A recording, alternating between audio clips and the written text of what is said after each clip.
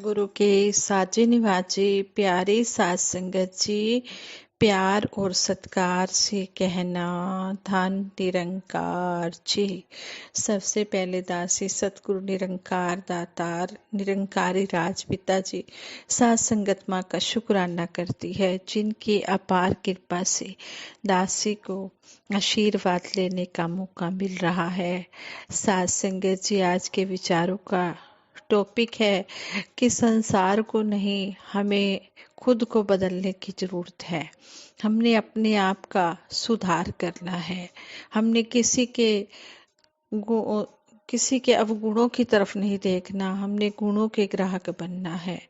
देखे ना अवगुण, किसी के गुणों के ग्राहक हम बने। हमने गुण ही गुण इकट्ठे करते चले जाना है। महात्मा बुद्ध जी ने भी कहा है कि केवल तुम ही अपनी जिंदगी को बदल सकते हो, कोई दूसरा तुम्हारे लिए यह काम नहीं कर सकता। हमने खुद को अच्छा बनाने के लिए, खुद को सही रखने के लिए अपने आप को बदलना है। आज हम सब एक ही बीमारी का शिकार हैं, वह है खुद को सही समझना और दूसरों में दोष ढूंढना, दूसरों में अवगुण देखना, दूसरों में गलतियां ढूंढना। घर के बड़े बुजुर्गों को बच्चों से शिकायत रहती है कि वे बड़ों का सम्मान नहीं करते। बच्चे बुजुर्गों को विघ्नकारी मानते हैं, जो उनको हर बात में टोकते हैं और उनकी आज़ादी में रोड़ा अटकाते हैं।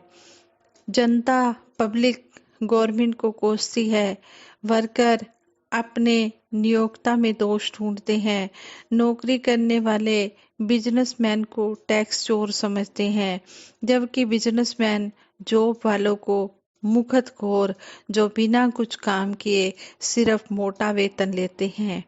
किराएदार को मकान मालिक लूटने वाला लगता है, कस्टमर्स को शॉपकीपर कस्टमर्स शॉपकीपर को ठग समझता है।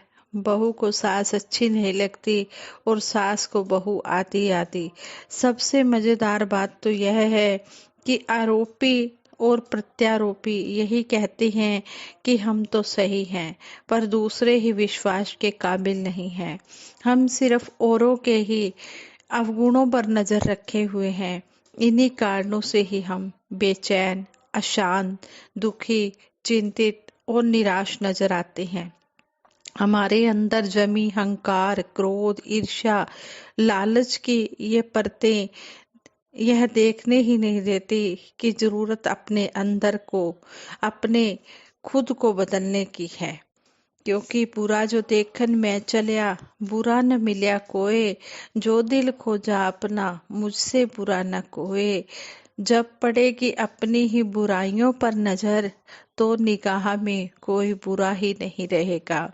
जब हम अपनी बुराइयों की तरफ देखेंगे तो हमें कोई बुरा नजर नहीं आएगा, हमें सब अपने से अच्छे नजर आएंगे।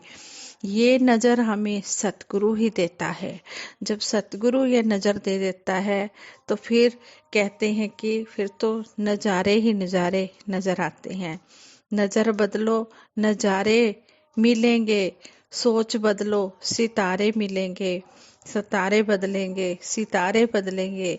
अगर हम अपने बेचैन और दुख में जीवन से मुक्त होना चाहते हैं तो जरूरत है खुद को बदलने की।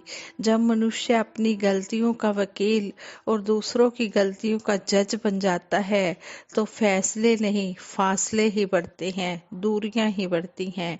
स्वामी विवेकानंद जी ने भी बहुत ही अच्छी बात कही है कि चाहे हम घर को चैरिटी एसाइलम यानी कि दान शरण स्थली बना लें, जमीन पर हॉस्पिटल खोल ले, हम तब तक दुख को ही भोगेंगे जब तक हम अपना करैक्टर नहीं बदलेंगे, अपनी सोच नहीं बदलेंगे।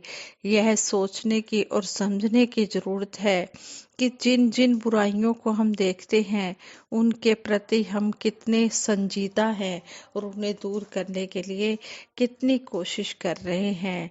इसलिए सतगुरु हमें पल पल पर समझाते हैं कि हमने किसी के अवगुण नहीं देखने, हमने हमेशा गुण ही ग्रहण करने हैं। अपने अवगुण देखने हैं, दूसरों के गुण देखने हैं। तो हम सबका यही कर्तव्य है। हमारे पास एक चुनाव का अवसर है। सतगुरु माता सुदीक्षा जी महाराज हमें अक्सर अपने विचारों द्वारा समझाते हैं कि हम चाहे दिखते सब इंसान के चोले में हैं, पर हैं तो आत्माएं ही, है तो रूहें ही जो इस परम पिता परमात्मा का अंश है। रूह इस निरंकार का ही अंश है, तो हमारे गुण भी तो वही होने चाहिए। हम इस शरीर में आए हैं तो जहाँ और कामों में हम ज़्यादा बिजी हो जाते हैं, वहीं अपनी आत्मा पर हम इतना ध्यान नहीं दे पाते। हमने अपनी आत्मा को निखारना है, उसको अपनी असली एक पहचान से रूबरू कराना है।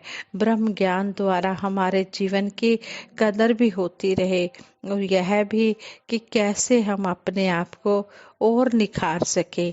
सामाजिक रूप में भी देखें कि हम सब दिखने में चाहे एक इंसानी पुतले की तरह हैं। जिस तरह माचिस की बहुत सारी तीलियां हो, तो हम एक माचिस से क्या क्या कर सकते हैं। उससे चाहे तो दिया जला सकते हैं, और चाहे तो किसी का घर भी जला सकते हैं। तो दिखने में तो वह भी माचिस है, सब एक जैसी हैं, पर काम क्या कर रही हैं, वह उद्देश्य का एक फर्क आता है। वही बात कि हमने कैसे अपने आप को मानवीय गुणों से, ह्यूमन वैल्यूज से युक्त रखना है। कोई भी विपरीत सोच नहीं रखनी किसी के लिए भी। यह नहीं देखना कि यह ऊंचा है, नीचा है, यह जाति पाति क्या है। सब इसी परमात्मा के ही बनाए हुए हैं। सामने वाले को भी उतनी ही इज्जत देनी है, और हमने सबका सत्कार करना है। सत्कार गुरु दा करना है ते हर एक दा सत्कार करो। रब बोले ਇਹਨਾਂ ਦੇ अंदर ਇਹਨਾਂ ਨੂੰ नमस्कार करो। संपूर्ण अवतार बानी में शहनशाह जी ने शब्द द्वारा भी हमें समझा दिया है कि अगर हम गुरु का सत्कार करना चाहते हैं, तो ये निरंकार का अंश, ये जो आत्मा है, ये सबके अंदर विराजमान है। तो हमने सतगुरु निरंकार दातार का रूप देखते हुए हर एक का आदर सत्कार करते चले जाना है, और इन्हीं के अंदर परमात्मा बोलता है।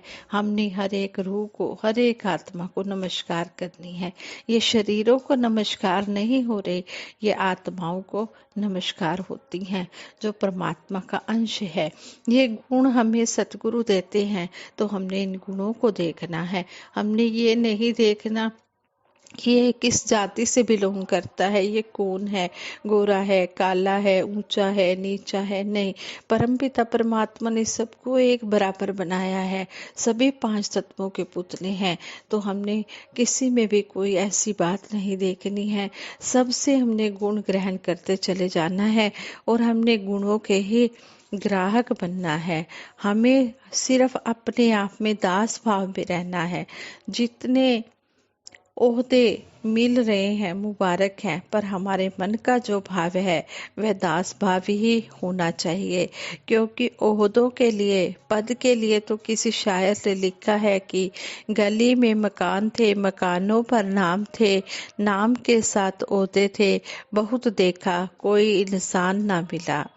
ध्यान रहे कि यही बात हमारे साथ ना हो जाए कि देखने में, घरों में, अपनी दुनिया में सभी कुछ ना कुछ हासिल कर रहे हैं, तो वह हासिल करना एक नम्रता, हलीमी वाले गुणों के साथ कि हम जो भी हैं यह कृपा से ही है। नहीं तो हम में ऐसी कोई बात नहीं कि हम कुछ प्रशंसनीय काम कर भी सकें या किसी की नज़र में इज्जत कमा सकें। जो भी गुण हमारे पास हैं वह इस परम पिता परमात्मा, इस निरंकार के दिए हुए हैं।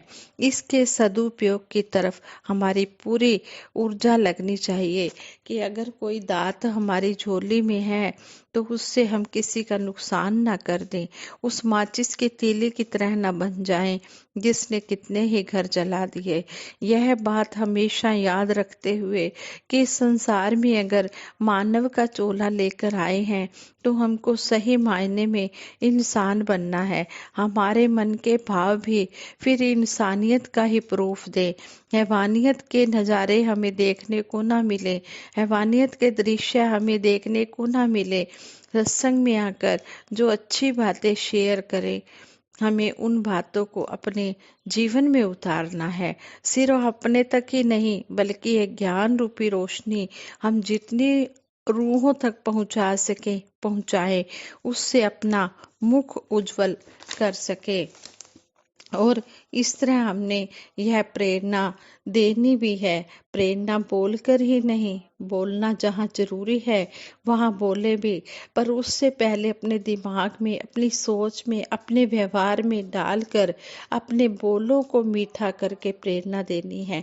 किसी का दिल दुखाने वाली बात नहीं, सिर्फ आंसू आंसू पोंछने की। किसी दूसरे को जिंदगी में अगर आराम दे सके, सुख दे सके, तो उस भाव से हमने जो यह इलाही दात हमें हासिल है उन तक पहुंचानी है।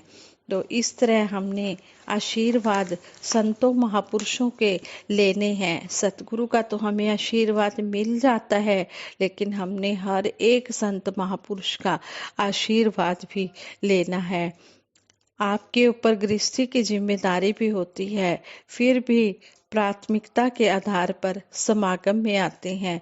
दातार कृपा करे, तन मन धन के सुख सबको दे। जब जब जितने समय तक के लिए इस परमात्मा का एहसास हमारे मन में होता है, सही मायने में तो बस उतना जीवन ही हम जी रहे होते हैं। बाकी जो भी समय इस परमात्मा के एहसास के बिना गुजरता है, तो फिर ऐसा नहीं कह सकते कि जिंदगी जी रहे हैं। वह तो सिर्फ सांस लेने वाली बात होती है। दातार सभी पर कृपा करे कि सभी असल मायने में मानव बनकर यह जीवन जिए। हाँ संगत जी, कितना सुंदर हमें सतगुरु माता सुदीक्षा जी महाराज ने अपने विचारों द्वारा समझाया है। हमने इन बातों को अपने जीवन में धारण करते चले जाना है और गुणों के ग्राहक बनना है। हर सुबह होती शुरू सतगुरु तुम्हारे नाम से, दिन गुजरता शाम होती सतगुरु तुम्हारे नाम से।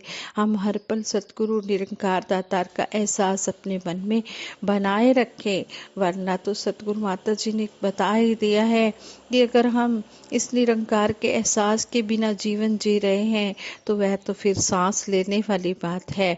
अगर हम इसके एहसास में जीवन जी रहे हैं तो वही जीवन जीना सार्थक माना जा रहा है। इसलिए दातार के चरणों में यही अरदास करते हैं कि एक पल भी तुझे ना विसारे। हे मेरे दातार विसरना ही दातार अपना नाम दियो। ऐसा हम कभी भी इसको भूले नहीं, हमेशा इसका एहसास बनाए रखें। कुछ भी हम काम कर रहे हैं, अपनी गृहस्थी के, अपने घर के, अपने बिजनेस के, अपने जॉब के, जो भी हमें सतगुरु ने ये काम बख्शे हैं, हम उन कामों को करते हुए इस निरंकार का एहसास मन में बनाए रखे। हाथ कार वाल ते दिल यार वाल, हाथों से हम काम करें और अपना दिल जो है इस प्रभु परमात्मा में लगाए रखें। पता नहीं कितने श्वास मालिक ने बख्शे हैं, इसलिए हम इन श्वासों की कीमत को समझें, इस मानव जीवन की कदर करें और गुणों के ग्राहक बने। दासी ने जो भी ये विचार शेयर किए हैं, इन विचारों पर दासी भी कर्म रूप में अमल कर पाए, यही आशीर्वाद आप जी से दासी मांगती है। और आप जी से ये आशीर्वाद भी मांगती है कि अंतिम श्वासों तक दासी सेवा सिमरन सत्संग के साथ जुड़ी रहे परिवार सहित, और सभी को आशीर्वाद देना और तन मन धन के सुख देते हुए, लेते हुए, देते हुए सतगुरु माता सुदीक्षा जी महाराज आप जी के चरणों में यही आशीर्वाद मांगते हैं कि सेवा सिमरन सत्संग हर एक भगत की झोली में डाल देना। भक्ति दे दो सभी को बख्शनिहार माता जी, हम सब बैठे हैं चोलियां पसार माता जी। जिसने भक्ति की मांगी दाता दात आपसे, सारे सुख पाएगा वह दिन रात आपसे। साथ संगत जी प्रेम से कहना धन निरंकार जी।